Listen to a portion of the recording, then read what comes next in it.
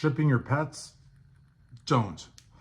What's going on, everyone? This is Christian Duke. You're watching Sight Sounds Flavors on YouTube, sightsoundsflavors.com. If at any point in time you like the video, it'll really help the channel out. Smash the like button. If you haven't subscribed, that would be a good idea as well, because I do a lot of travel related stuff. And if you subscribe, ring the bell for notifications, and please leave a comment down below. So you can ship your pets as cargo. I know a lot of expats moving to Costa Rica. Some are actually moving to Brazil. That's on them. I would not move to Brazil at this point in time. But then again, maybe, you know, as long as we're not talking about anywhere near the favelas, but I still probably wouldn't. But in any event, that's not what this video is about. It's about expats. Also, a lot of expats I know go to Dominican Republic. They absolutely love it. But here's the problem. How do they bring their pets? So you could do cargo. I know a couple of people that have not a good experience. They regretted it. Obviously, the dog isn't going to tell them anything because dogs don't speak like we do, but they got a sense that the dog, in both cases, that the dog was not happy. I don't want to say traumatized because, I mean, we don't, I lack the expertise. Obviously, I'm just a guy talking into a camera, but they noticed that for a few days, you know, one said for a few days, the other one I'm assuming meant a few days, a few hours, I don't know, but there was noticeable behavioral differences. I mean, again, cargo, you're basically sending your little furry loved one as a suitcase, basically. You know, they're under the plane. It's dark. I mean, there might be some lights, I don't know, but I'm just saying, generally, it's going to be a heck of a lot darker than in the plane, like where we sit. You know what I mean? It's cold. Definitely cold. And I think it's going to be kind of like torture for them in a way, because you know how strong dog scents are.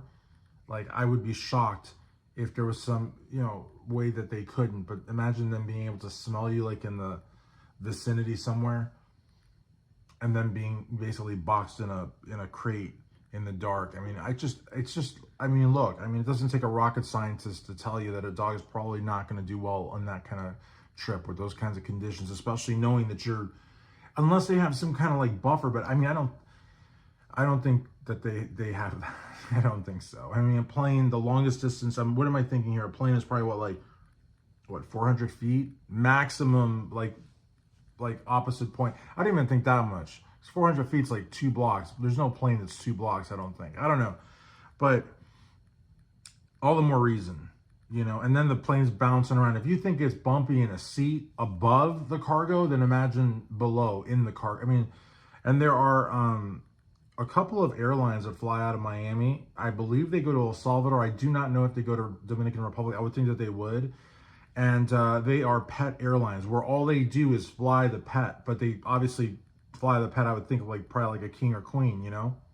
And then there are certain airlines I've heard, now this is what I've heard, Alaska Airlines, but also JetBlue.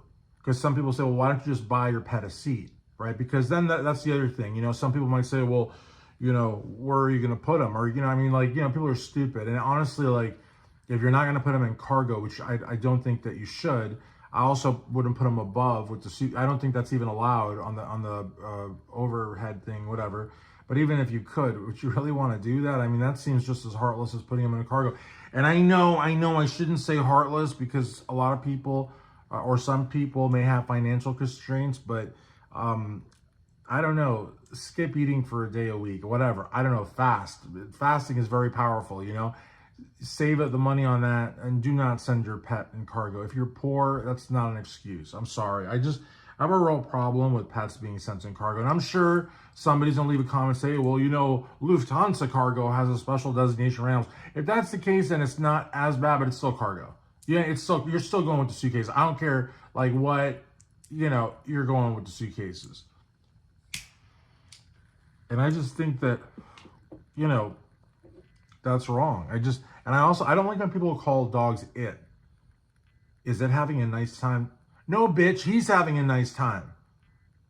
What are you, an it? My dog's not an it. Excuse me.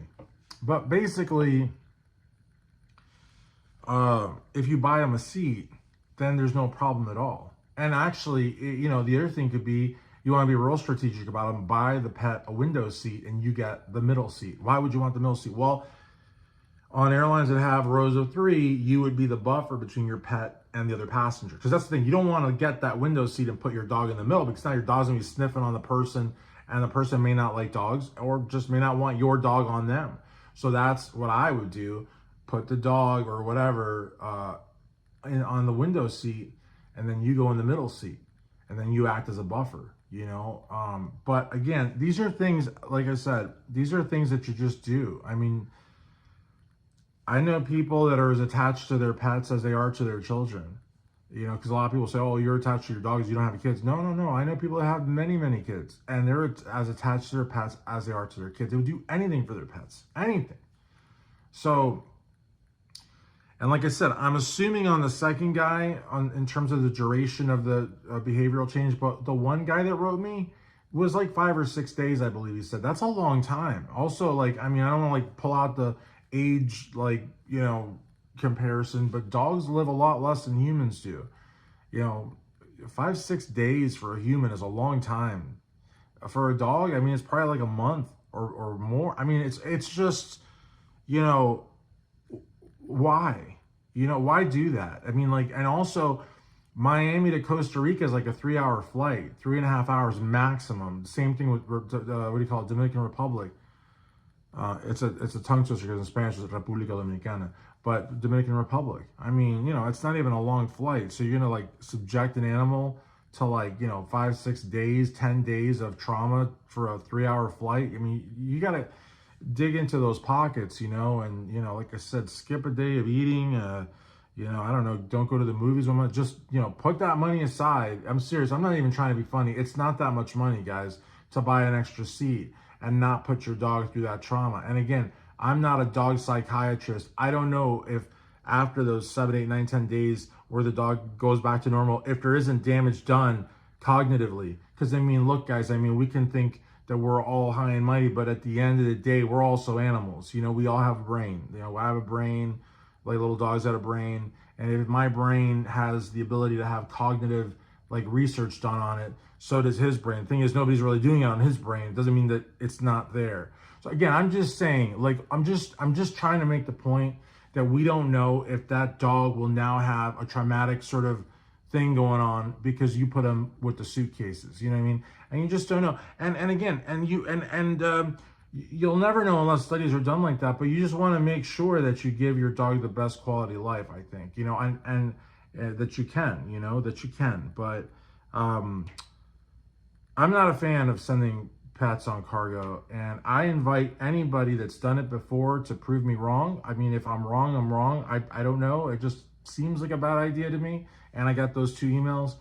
But, you know, leave a comment down below. Also, there's the pet carriers only, which just fly pets.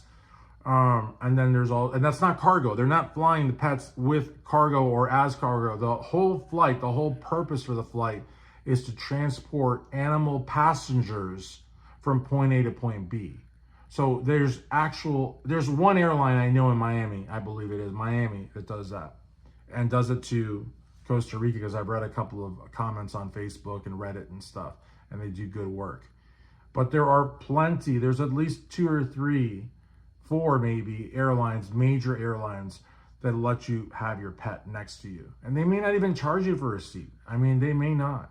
So, I mean, again, I'm sure there's a fee, I mean, but it may not be as expensive as a seat, you know. So,